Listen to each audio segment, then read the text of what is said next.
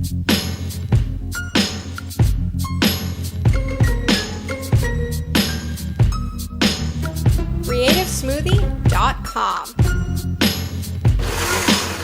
Boost your creativity. Hi guys, John here from CreativeSmoothie.com, where we help you boost your creativity and create impactful experiences. Today's episode is called Getting Off News, and it's based on a speech that I gave at Toastmasters a while ago. In fact, if you're watching the video, you'll notice no beard. And I gave it at a time of my life where I really felt like my creativity was inhibited. I didn't feel inspired. I didn't feel like creating or producing anything. And I didn't really feel very well at all. And at the time, I realized it was because I was investing a lot of my time and energy in reading the news and watching the news and trying to keep up with the news. And in the speech, you'll hear me talk about how this addiction affected my life, why getting off the news is a good thing, and of course, some of the things that you can do once you're off the news, which of course for us includes more time and energy for being creative and working on our creative projects. So I know you'll enjoy it. It's called Getting Off News. Check it out.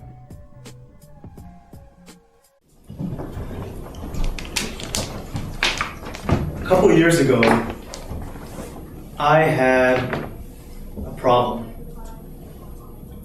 It was a big problem. It consumed every moment of every day. It kept me up at night. And the more that I got of this, the more I seemed to want. I was addicted. Just couldn't get enough. Fellow Toastmasters, welcome guests, I was addicted to the news. Yes, the news. Newspapers, magazines, the internet, blogs, my Twitter feed, my Facebook feed. I was addicted. Sports, business, lifestyle, the royal wedding, even current affairs. I wanted it, and I wanted it up to date, and I wanted it every day, and I wanted it every minute, and I just wanted more of it. Am I alone? Is anyone else here a big news lover? James? Anyone else want to admit? Des, what's your poison, Des? Everything. Everything? Specific? Can't get it. Is there one thing that really gets you addicted? Well, not the royal wedding, no. The royal baby? Well, probably, yes. Who else raised their hand? Sylvia? Yes. I trying to be updated every time related to sports, especially soccer. Sports, oh my god. Every time, there's a game every day. Yes. Sometimes more than one. And you have different leagues as well. You have the European League, in my case, Argentinian League. Wow, entire continent. Yes. I don't know how you have the time to even attend this meeting. Who else raised their hand? Somebody else did on this side. John Karsgaard? Yes. I think you're addicted to the news. I am, Yes. but my intake has gone down a little bit because we changed mayors and there's a lot less to read. What am I going to watch on YouTube now that Rob Ford doesn't have videos that he's And releasing? Doug is gone too. Yeah, well, you know what? It's good to hear that I'm not alone. I was a little bit worried when I came up here, but don't worry. Tonight, I want to share with you guys an epiphany that I had a few years ago when I realized, man, I'm addicted to the news. I want to share with you the things that I realized were not helping me, things that weren't good about this addiction. And then I want to share things that I discovered that I could be doing with my time instead of reading about Prince George. Just so cute, this little baby. So that's sort of what I'm going to share with you guys tonight. Now first, what's bad about being addicted to the news? Reasons why it's not a good thing. Now, many people, correct me if I'm wrong, John, really like to read the news because it makes them feel like the getting out of their bubble, right? Their daily life, your bubble. It feels like you're exposed to the world. Is this true, Des? You're nodding your head? Makes you feel like you're connected to what's happening in England. You, Silvio, makes you feel like you're getting out of this Toronto weather and just living in, Argentina. Yes. Or wherever your team's playing. No. Make me feel a soccer player. Even if I'm not playing, just watching TV or reading the news. This is true. It does give you more exposure to the world outside of your world. But at the same time, I would argue that you're living in a different bubble. You're getting out of your personal life bubble, but you're spending all your time in a news bubble or the sports bubble. All of your mind is focused on this world that may not have a direct impact on you and your life. You don't spend that much time trying to help yourself grow, and you don't spend that much time looking at the people around you and helping them grow. Which leads into my second point. When you spend all your time in that bubble, you take your mind away from the present moment. Has anyone heard the phrase, live in the moment? Or trying to be more mindful about where you are and the people that are around you? So again, the more that your mind is away from your present moment, the less time you spend thinking about your own growth, growing, helping the people around you grow, and just bettering yourself in general. The third thing, or reason why being addicted to the news isn't the best thing for you in your life is that you become this monster which is a constant consumer, right? What's so addicting about the news is that there's always more of it, there's always more stuff to consume. You can never not check the sports updates. There's something new in the news. So it turns you into this constant consumer where you never end up producing anything in your life. You spend all your time consuming. Relax.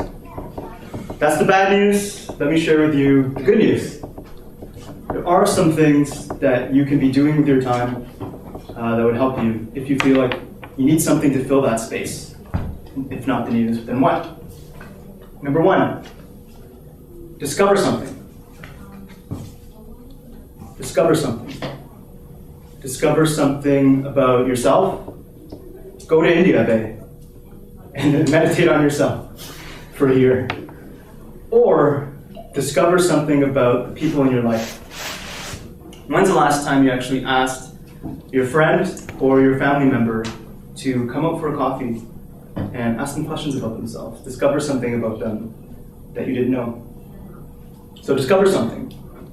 The second thing you can do with your time is learn something.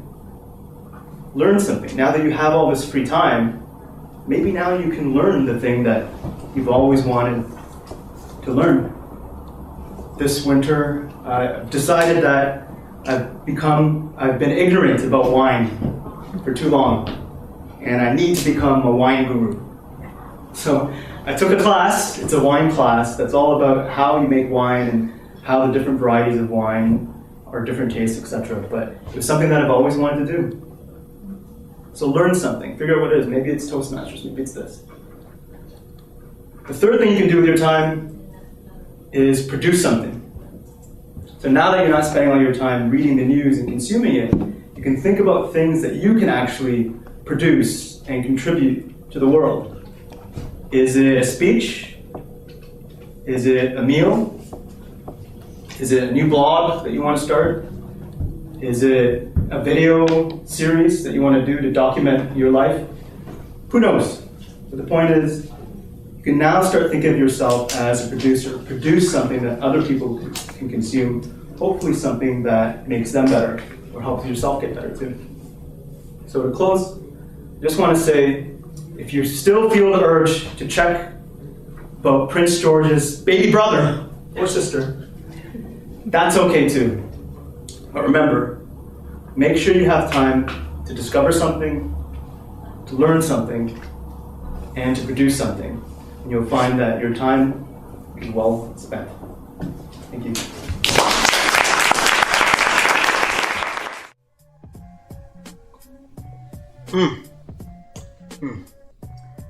Welcome back. That was Getting Off News. And the main takeaway for me is try and find the right balance, a healthier balance between consuming and producing.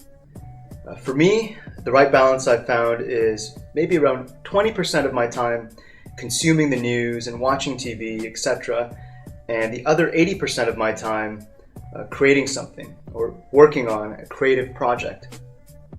Find the right balance for you. Definitely a better alternative than being addicted to the news.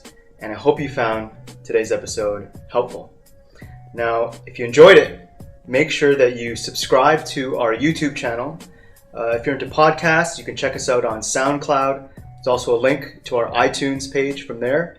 And of course, the best way to keep up with us is by going to creativesmoothie.com and subscribing with your email address, and we'll send you all the latest updates right in your inbox.